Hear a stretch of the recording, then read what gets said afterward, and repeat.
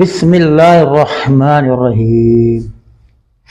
ماں کے دودھ کو پیدائش میں اضافہ کرتا ہے اور دودھ کم ہونے کی صورت میں بہتر ہے۔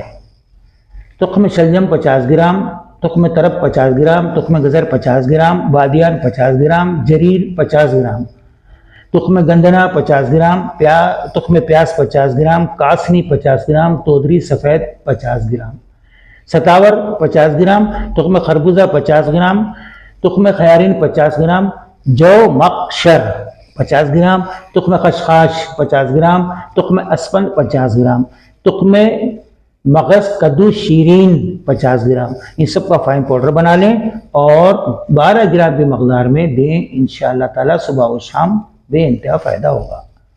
ثواب کی نیت سے سبسکرائب کیجئے، لائک کیجئے اور شیئر کیجئے۔ السلام علیکم ورحمۃ اللہ۔